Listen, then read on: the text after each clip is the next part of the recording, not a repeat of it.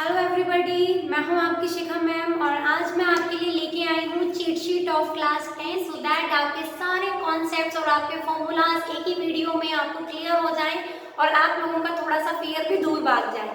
तो चलिए स्टार्ट करते हैं चैप्टर 1 के साथ में। तो सबसे पहला काम हमारा है प्राइम नंबर का, जो कि आपको पता है प्राइम नंबर क्या होते हैं। तो प्राइम नंबर हमारे पास में वो होते हैं जिनके फैक्टर कितने होते हैं, ओनली 2।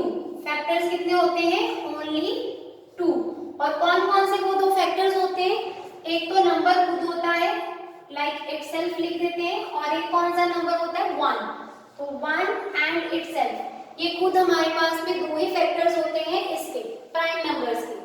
उसके बाद में को प्राइम आता है, हमारे पास को प्राइम वो नंबर होते हैं जिनका एचसीएफ क्या निकलता है, 1 निकलता है। अब एचसीएफ का मतलब है तो समझना पड़ेगा, ऐसे दो नंबर जिनमें कुछ भी कॉमन ना हो। मींस अगर मेरे पास में कोई दो नंबर्स हैं, two numbers having no common factors, having no common factors, ठीक है। मैं साथ साथ में आपको समझा भी देती हूँ क्या क्या है ये। जैसे मान लो मैं यहाँ पर दो नंबर ले लेती हूँ, कोई एक 4 और 5। तो 4 और 5 मींस इनमें कुछ भी कॉमन नहीं आ रहा है ना, 1 ही कॉमन आ रहा है। इट मींस मेरे पास में ये कौन से नंबर हो जाएंगे, को प्राइम नंबर हो जाएंगे। नेक्स्ट मेरे पास में आता है कॉम्पोजिट नंबर। कॉम्पोजिट नंबर वो नंबर होते हैं जिनके फैक्टर 2 या मोर देन 2 होते हैं, स्पेशली 1 इंक्लूड कर लो तो 3 हो जाएंगे। फॉर एग्जाम्पल मेरे पास में, अब इनमें याद रख लो, 2 और मोर देन 2 फैक्टर्स। अब यहाँ पर आपके पास में ये ध्यान रखना है कि ये जो 2 फैक्टर्स हैं ये दो अलग अलग फैक्टर हैं, डिफरेंट फैक्टर्स होंगे। इसमें 1 नहीं आएगा, 1 को मैं एक्स्ट्रा इंक्लूड करूंगी तो 3 हो जाएंगे, है ना। तो मोर देन 2 फैक्टर्स, इसका मेन आप याद रख सकते हो कि अगर हमारे पास में 2 डिफरेंट फैक्टर्स हो, साथ में 1 आ जाए तो भी हमारे पास कॉम्पोजिट है, और अगर मोर देन 2 फैक्टर्स है फिर तो कॉम्पोजिट है ही। तो हमारे पास जैसे नंबर है 12 और इसके अगर आप फैक्टर बनाते हो तो वो बनता है 2 मल्टीप्लाई 3। तो देखो अगर मैं इसका 1 भी इंक्लूड कर दूं तो मेरे पास में कितने सारे इसके फैक्टर्स बन गए, है ना। तो ऐसा नंबर हमारा क्या हो जाता है, कॉम्पोजिट नंबर हो जाता है। तो ध्यान रख लेना, प्राइम नंबर और कॉम्पोजिट नंबर में थोड़ा सा ही डिफरेंस है। वो क्या, इसमें हमारे जो दो फैक्टर है वो 1 और खुद नंबर होना चाहिए, लेकिन कॉम्पोजिट नंबर वो नंबर होते हैं जिनमें हमारे पास में 2 डिफरेंट फैक्टर्स होंगे, और फिर अगर 1 भी इंक्लूड किया जाए फैक्टर में तो हमारे 3 फैक्टर्स हो जाते हैं। तो मोर देन 2 फैक्टर्स और 2 डिफरेंट फैक्टर्स, ये दोनों आएंगे, ठीक है। मैंने आपको एग्जांपल भी इसकी प्रोवाइड कर दी है। देन आपके पास में आता है प्राइम फैक्टर्स। अब प्राइम फैक्टर्स जो मैंने यहाँ पे लिखे हैं, प्राइम फैक्टर का मेन मतलब है कि अगर आप किसी नंबर की प्राइम फैक्टराइजेशन कर रहे हो, प्राइम फैक्टराइजेशन जो आप ऐसे करके यूं ऐसे करके करते थे ना, तो प्राइम फैक्टराइजेशन आपके पास में जो दी है उसमें जो भी नंबर निकल के आते हैं वो हमेशा सेट ऑफ प्राइम नंबर्स होता है। फॉर एग्जाम्पल अगर इसी की बात करो, ये भी प्राइम नंबर है, ये भी प्राइम नंबर है ना। तो आपके पास में जब भी ये लो, चलो, तो आपके पास में अगर मैं इनके ये नंबर लिखूं तो कुछ ऐसे लिखूंगी, है ना। तो आपके पास में ये बन जाएगा, ये भी प्राइम नंबर, ये भी प्राइम नंबर, इट मींस ये प्राइम फैक्टर्स है। तो याद रख लीजिए ये सारे हमारे क्या होते हैं, प्राइम फैक्टर्स। जैसे 2 निकल आया, 3, 5, 7 एंड कोई भी ऐसे नंबर्स हैं जो हमारे पास में एचसीएफ निकालने पर जो भी आगे नंबर आते हैं ये सारे फैक्टर्स हमारे प्राइम फैक्टर्स होंगे। देन जो आती है हमारे पास में फंडामेंटल थ्योरम ऑफ अरिथमेटिक, उसमें क्या करना है, एवरी कॉम्पोजिट नंबर, ये मैंने इसलिए इंक्लूड करी है, कई बार आपके पास में the fundamental theorem states that, नीचे ऑप्शंस आ जाते हैं, यहाँ आपको ये पूरी लाइंस लिखी होगी और नीचे पूछा जाएगा ये फंडामेंटल थ्योरम है, ये पाइथागोरस थ्योरम है, कौन सी थ्योरम है। तो आपके पास में जो फंडामेंटल थ्योरम अरिथमेटिक की कहती है कि every composite number can be expressed या फैक्टराइज किया जा सकता है as a product of primes and this factorisation is unique, और ये हमेशा अलग होगी अपार्ट फ्रॉम द ऑर्डर, हमें ऑर्डर का कोई लेना देना नहीं है, in which the prime factors अगर जैसे मर्जी आ रहे हो। लेकिन कोई भी अगर कॉम्पोजिट नंबर है, जैसे मैंने यहाँ 12 लिया है, आप कोई और नंबर ले लो, 16 ले लो, 20 ले लो, 170 ले लो, जितने भी कॉम्पोजिट नंबर हमारे पास में होते हैं उनको हम क्या कर सकते हैं, फैक्टराइज कर सकते हैं। और फैक्टराइज करने के बाद में जो भी हमारे पास में प्रोडक्ट बन के आता है, जो निकलते हैं फैक्टर्स, वो फैक्टर्स क्या है, उनकी फैक्टराइजेशन हमेशा यूनिक रहती है, अलग अलग नंबर्स रहते हैं, उनकी पावर्स आ सकती है no doubt, but apart from the order उनको हम आगे पीछे ले सकते हैं, उसमें कोई दिक्कत नहीं है। बट प्राइम फैक्टर्स होने चाहिए। ऐसा नहीं करना किसी ने कि मान लो आपको यहाँ 40 लिखा है तो आप डायरेक्टली 10 4 40 करके चलो और उसके बाद में 4 1 4 क्या खत्म, नो, इट्स रॉन्ग। ये आप बिल्कुल नहीं करोगे। आप क्या करोगे, प्राइम फैक्टर्स यूज करोगे। प्राइम फैक्टर्स मीन जैसे पहले 2 से शुरू करोगे, उसके बाद आपको यूज करना है 2 से अगेन, उसके बाद आपको दोबारा 2 से करना है एंड देन आपको 5 से करना है। तो ये सारे प्राइम फैक्टर्स आपके पास में निकल के आएंगे और यही इसका राइट वे है सॉल्व करने का। क्लियर हुआ? तो ये आपकी फंडामेंटल थ्योरम होगी अरिथमेटिक की। उसके बाद आपके पास में टॉपिक आता है एचसीएफ। एचसीएफ होता क्या है हमारे पास में, highest common factor. Highest common factor का मतलब ये हुआ कि अगर आपके पास में कोई 2 3 4 कोई भी नंबर है, आपने पहले उसको क्या करना है, पहले उसके निकालने हैं आपने फैक्टर्स, और फैक्टर निकालने के बाद जो उनमें से सबसे बड़ा नंबर कॉमन आ रहा है वो होगा। जैसे देखो जरा, लो मैं आपको एक करा के दिखाऊं। मान लो 2 नंबर ले लेती हूँ मैं, कोई भी एक 16 ले लेती हूँ और एक मैं ले लेती हूँ साथ में 42 ले लेती हूँ, चलो ठीक है। 3 नंबर ले लेते हैं तो मैं साथ में 30 भी ले लेती हूँ, ओके। अब 3 नंबर्स के अगर मुझे एचसीएफ निकालना है तो मुझे पहले 16 के फैक्टर पता होने चाहिए। तो 16 कैसे बनेगा, 2 इंटू 2 इंटू 2 इंटू 2, और इसको मैंने कंबाइन में लिख सकती हूँ ऐसे 2 की पावर 4। इसी तरह अगर मुझे 42 के लेने हैं तो वो क्या बनते हैं, 2 3 एंड देन 7। तो मेरे पास में ये सिंगल ही है तो इसको एज इट इज चलाना पड़ेगा। और 30 के फैक्टर जाते हैं, जैसे 2 मल्टीप्लाई 3 मल्टीप्लाई 5, तो आपके पास में 2 4 8 एंड देन 16, 2 6 7 एंड 42, देन 2 3 6 5 30, ये आपके पास में बन गया, सारों की फैक्टर्स निकल आएंगे। अब काम क्या है हमारा, एचसीएफ निकालने का। तो सबसे पहला काम, एचसीएफ में अगर कॉमन नंबर आपको तीनों में नजर आए तो उसकी सबसे छोटी पावर लेनी है, याद रखो। अगर ये मेरे पास में 2 यहाँ पे विजिबल है और मुझे कॉमन यहाँ पर भी दिख रहा है और मुझे यहाँ पर भी कॉमन 2 ही सारे हैं नजर आ रहे हैं, तो 2 ही है यहाँ पर। लेकिन देखा जाए तो इसकी पावर 4 है, यहाँ पर 1 है, यहाँ पे 1 है, तो हमने सबसे लीस्ट छोटी पावर इसकी उठाओ। तो छोटी पावर कौन सी है इसकी, 2। इसका मतलब मेरे पास में और कुछ कॉमन दिख नहीं रहा, दैट मींस इसका एचसीएफ क्या निकल के आ जाएगा, दैट इज 2। तो यहाँ पे आपका एचसीएफ का कॉन्सेप्ट हो जाता है क्लियर कि हाईएस्ट कॉमन फैक्टर मींस सारे नंबर्स में से फैक्टर निकालने के बाद सबसे जो भी कॉमन नंबर आ रहे हैं उनकी छोटी पावर्स आपने ले लेनी है, तभी एचसीएफ निकल के आएगा। और कोई नंबर अगर कॉमन नहीं आ रहा, चाहे वो 2 में आ रहा है चाहे वो सिंगल में आ रहा है, वो नहीं लेना है। तो यहाँ पे आपका एचसीएफ हो जाता है कंप्लीट। नेक्स्ट हम चलेंगे एलसीएम के साथ में। तो एलसीएम क्या कहता है, एलसीएम कहता है least common multiple, least common multiple. अब इसका मीनिंग ये हुआ कि हमें लेना तो कॉमन ही है, लेकिन उनमें एक पंगा है, क्या, हमें कॉमन के मल्टीपल्स उठाने, ना कि फैक्टर्स उठाने। तो मल्टीपल में हम क्या करते हैं, इसी क्वेश्चंस को अगर आप देख लो ध्यान से। अब यहाँ पे मैं एचसीएफ वाला काट देती हूँ, यहाँ पे ध्यान देना, क्योंकि एचसीएफ हो गया आपका ना, एलसीएम देखते हैं।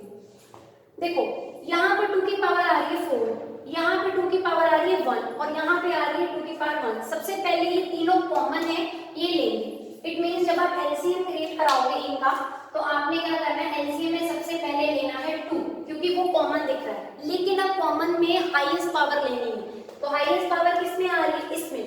तो मेरे पास में ये बन गया 4। नेक्स्ट हम क्या करते हैं, अब इसमें कुछ और नहीं बचा है तो छोड़ दो, पहला नंबर गया, खत्म हो गया। नेक्स्ट मेरे पास सेकेंड नंबर जो था उसमें आ रहा है एक 3 और इसमें भी आ रहा है 3। अब इनमें देखो जरा, इनकी जो कॉमन पावर्स ही है, देखो ये भी 1 टाइम है, ये भी 1 टाइम, तो हम इसको सिंगल टाइम ही लेके चलेंगे, डबल नहीं लेना। तो आपके पास में ये आ गया 3।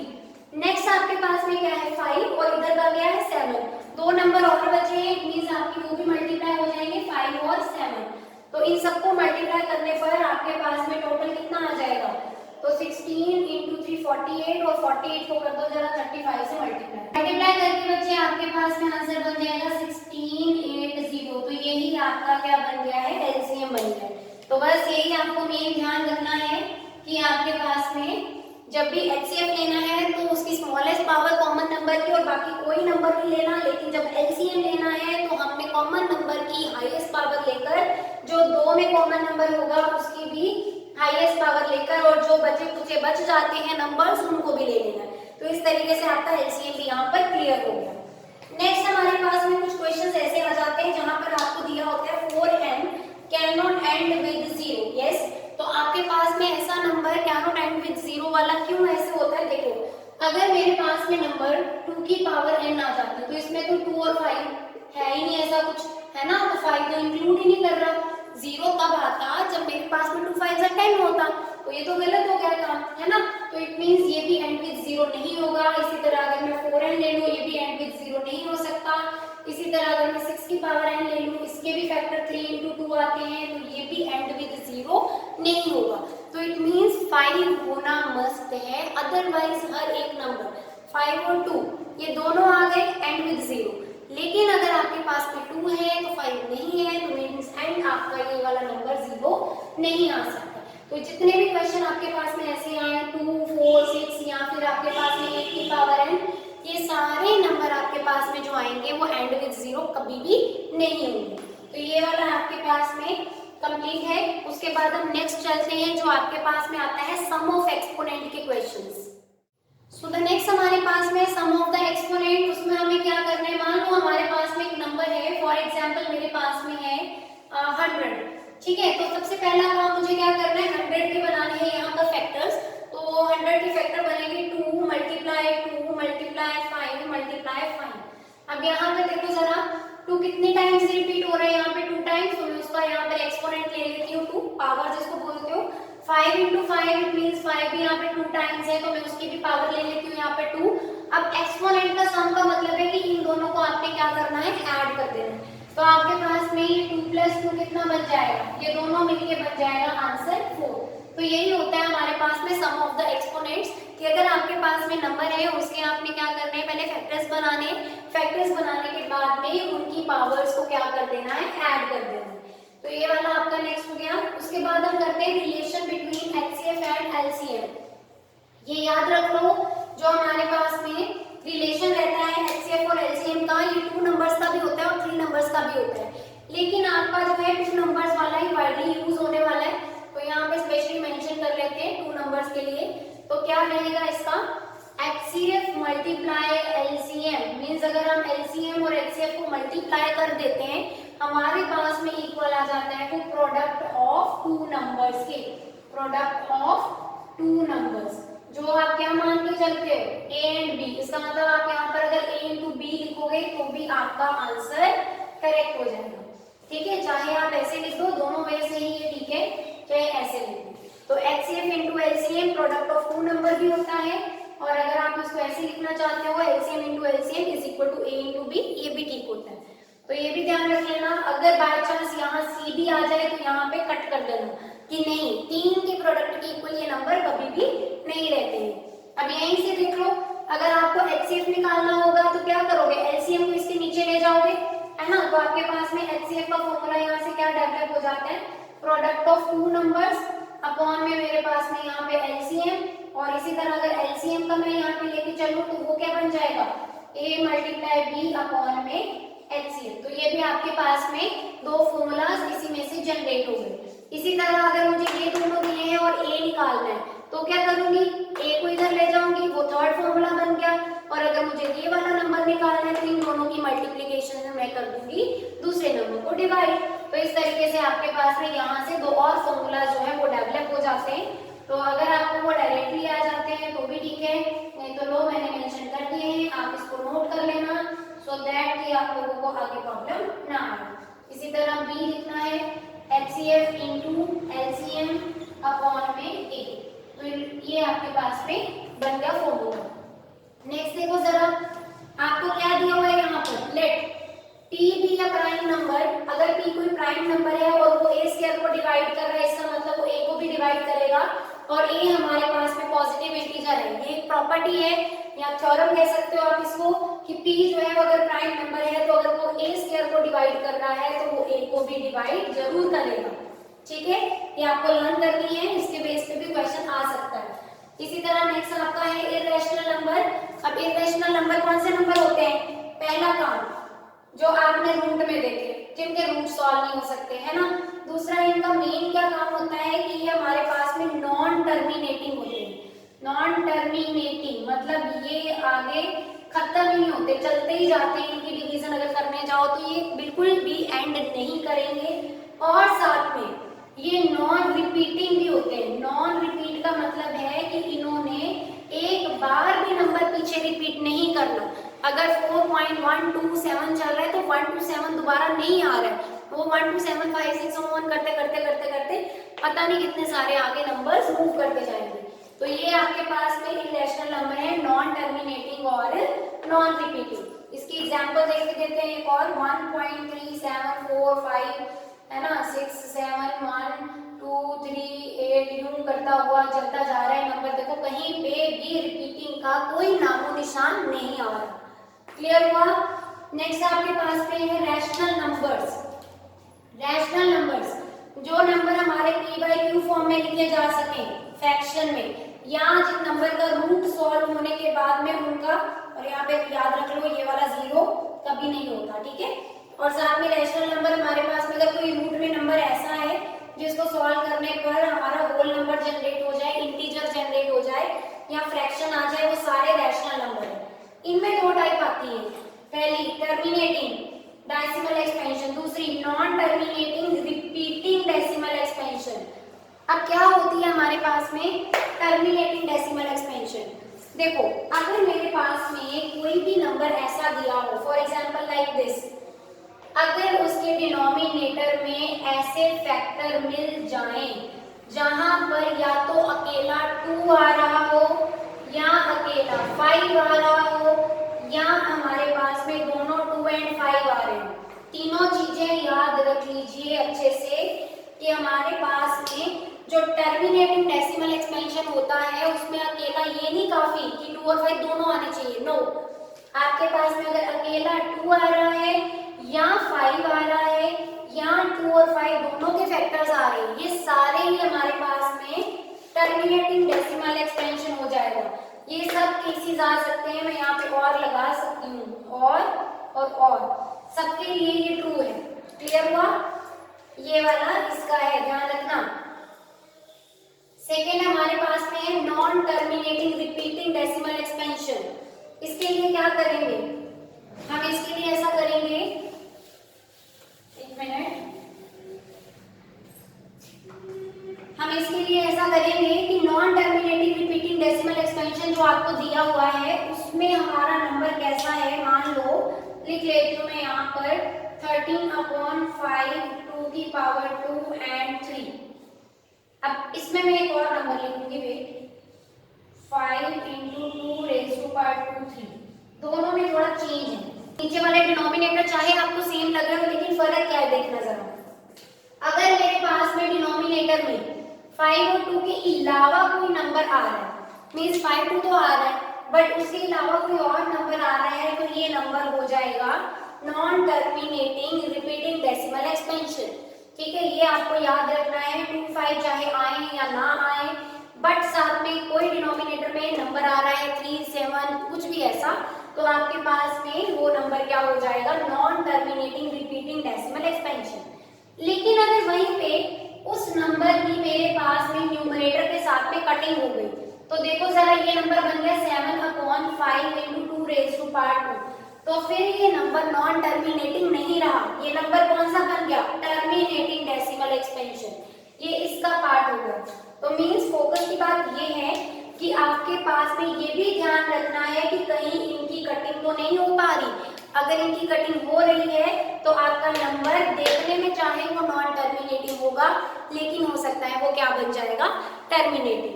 तो ये वाला रूल याद रखना, अकेला नंबर नीचे का देखकर नहीं चलना है, गलती नहीं करनी। हमने कटिंग करके भी देखना है कि क्या ऊपर से कुछ कट हो रहा है। अगर कट हो रहा है तो हमारे पास में वो नंबर क्या बन जाता है, नॉन टर्मिनेटिंग रिपीटिंग, कट हो गए वो बन जाता है टर्मिनेटिंग डेसिमल एक्सपेंशंस। तो आपके पास में ये वाले थे हमारे फर्स्ट चैप्टर के जो मेन फॉर्मूलाज हैं। एक फॉर्मूला और है जो हमारा एक्सेप्शनल केस है, आपके चैप्टर 1 के लास्ट पेज पेपर दिया होता है जो कि हमारे पास में 3 नंबर्स का HCF और LCM होता है। जनरली वो आपको आना एग्जाम में जो है नहीं है, मुझे नहीं लगता कि आएगा, बट स्टिल आप उसको एक बार नज़र जरूर मारिएगा कि वो नंबर कैसे दिए हुए हैं और उसमें HCF LCM कैसा निकला हुआ है। तो मेन आपका चैप्टर 1 यहाँ पे कवर हो जाता है। होप आप लोगों को ये समझ आ गया होगा, इसके छोटे छोटे कॉन्सेप्ट्स आपको क्लियर हो गए होंगे और आपने इसकी एक फॉर्मूला शीट बना ली होगी। तो नेक्स्ट हम चलेंगे चैप्टर 2 पर।